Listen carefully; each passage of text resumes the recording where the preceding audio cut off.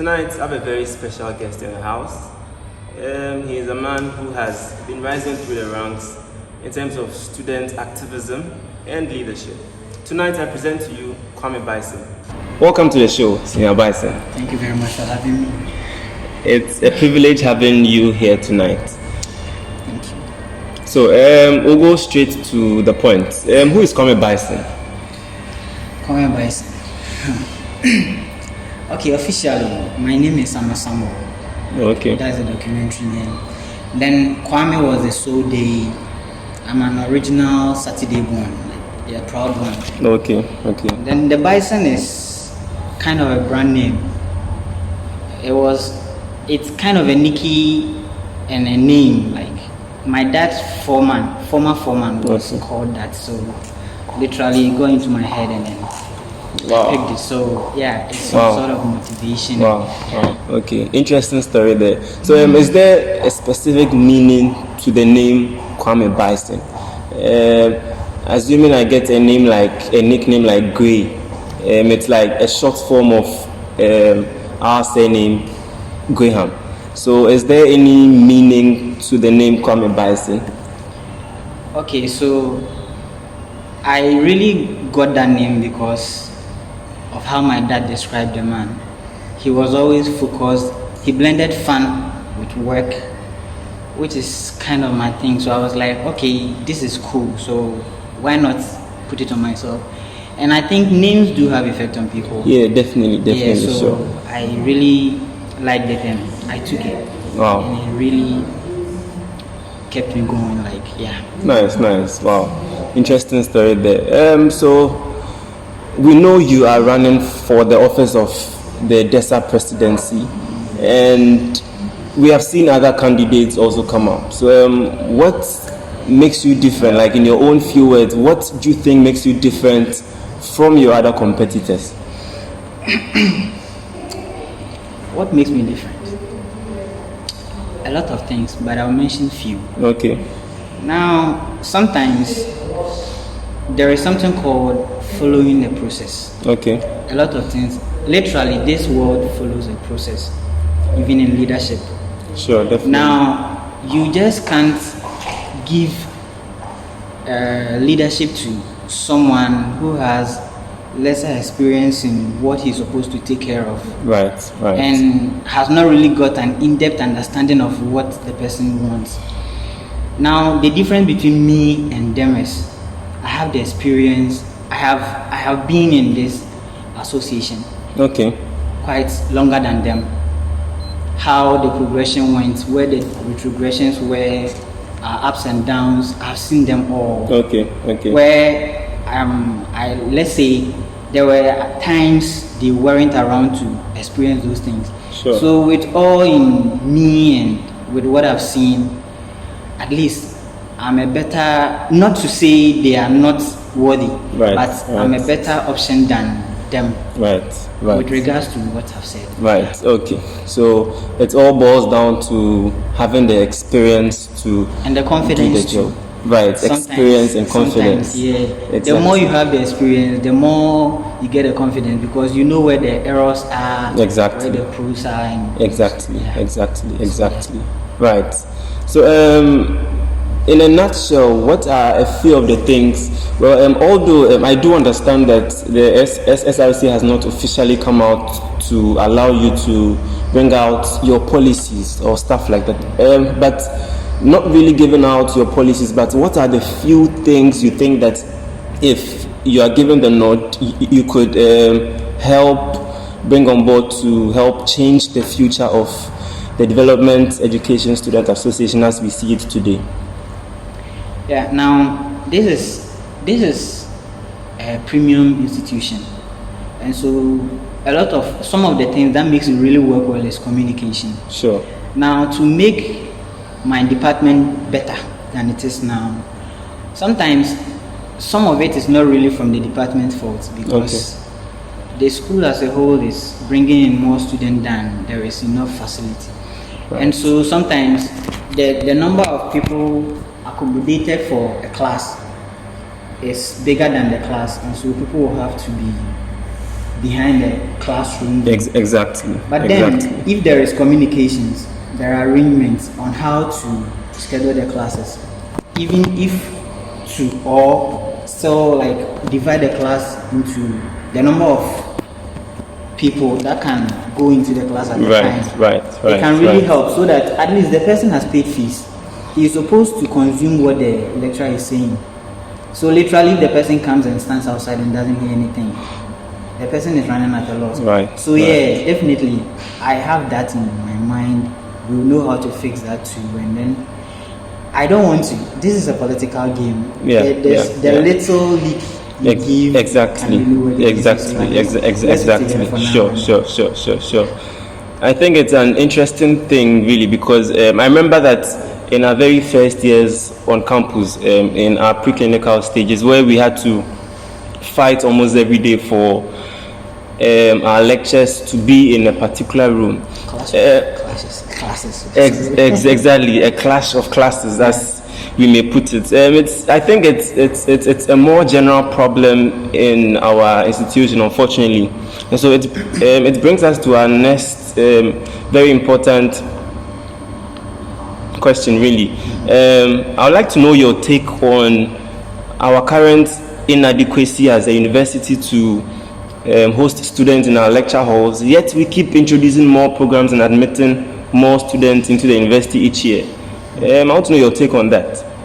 Okay, so I realized it in my first year here. Okay. And then perhaps I thought it will be solved sooner. I don't know what the administration has installed, but I believe they are planning something towards it. Right. Because UDS has a very vast size of land. Right. And there are spaces for infrastructure. Sure. So inwardly, I think they are planning towards it. Okay. But as it is now, as a premium university, it really dents our pedigree. Yeah. Because we individually sometimes try to stand shoulder by shoulder with other university students.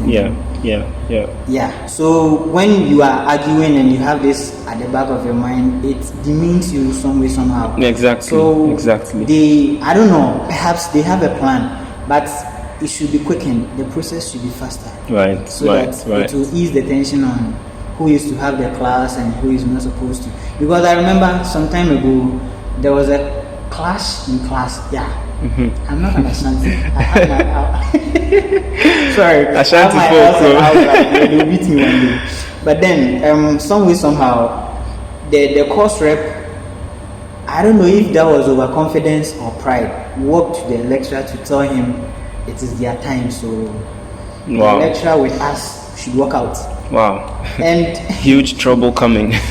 that was very damning, but we had our own way of handling it. And it's something that shouldn't be happening on a regular basis. So I know this is a broad platform.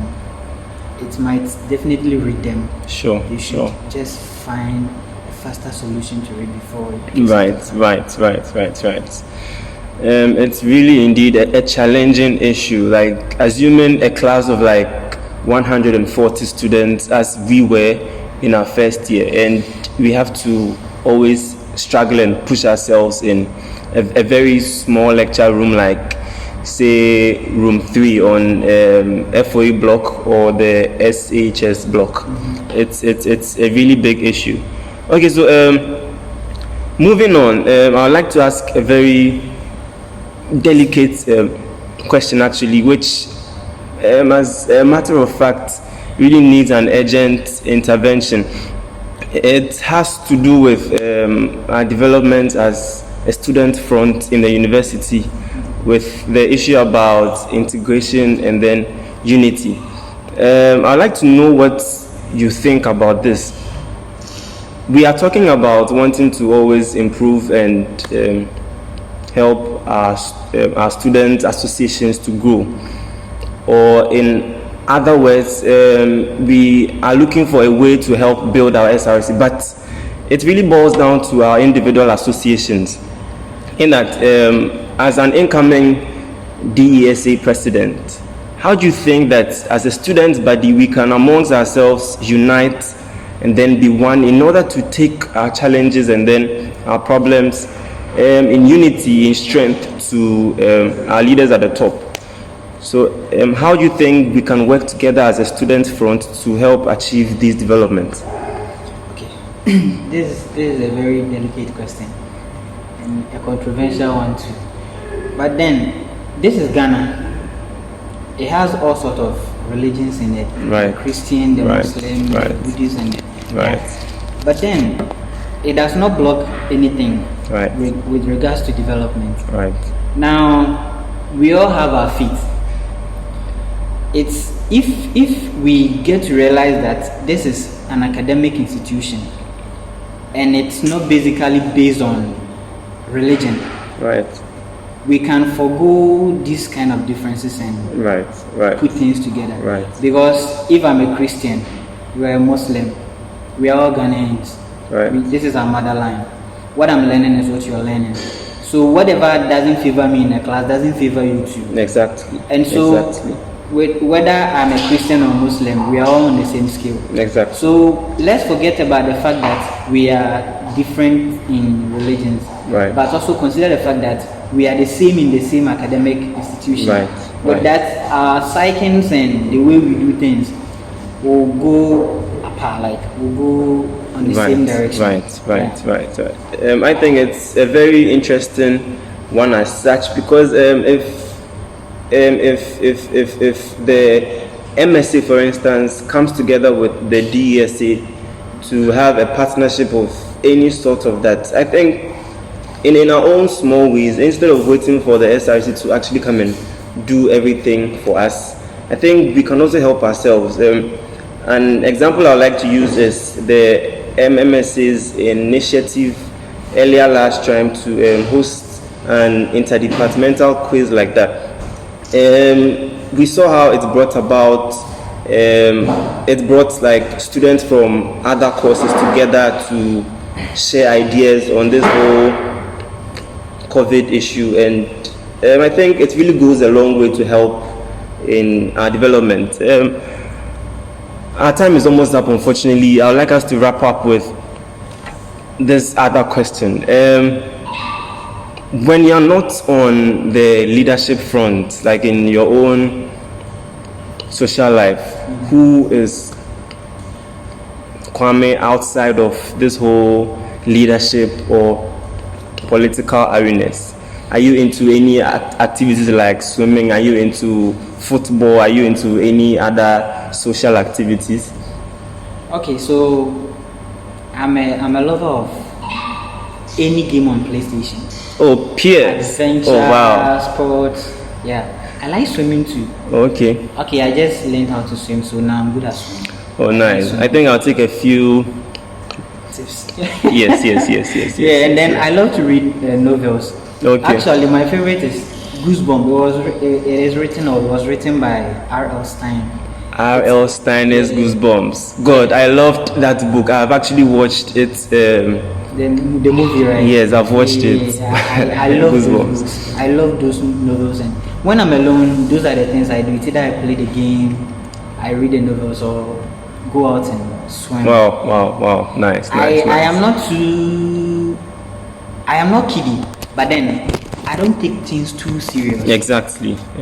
I will always try to put in the amount of concentration it needs so that I don't overdo things. Right. That is Qwame Byson outside everything. Right. Wow. Interesting one, of course. I also like to play the peers a lot. Actually, I played one a few minutes before this interview, but unfortunately, it was a bad day. I got whipped. I'll be willing to go and redeem myself. So, before we take our leave, should you lose these elections, are you going to be willing to work with your opponents to bring about a sort of change or the development you seek to bring, even if you do not win these elections? I like the term if. Yeah, if. So, yeah, I have DESA at heart. Everyone who is close to me knows it. Right. Yeah. So yeah, but I hope it doesn't get to be the winner takes all kind of thing. Right. I'll be there if they need my advice or ideas about what they want to do. I'll be very much happy to help. If let me in here. So if I lose, sure. I'll help them when they need my help. Right, sure. I'm actually asked this very question because it looks like it's a trend in our university where if an aspirant or a candidate loses an election, we don't really get to hear from him again.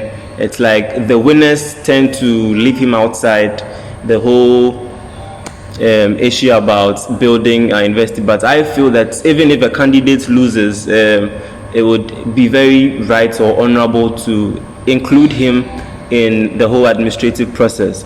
And so this is where we wrap up on the UDS Election Hub. We hope to come your way again next time. My guest has been Qwame Byson, an aspirant for the Development Education Students Association. I am Emmanuel Smith-Graham, and this has been the UDS SRC Election Hub. We thank you so much for watching, and we hope you subscribe and follow this channel. We'll be bringing you more interviews, more stories. Thank you very much for watching.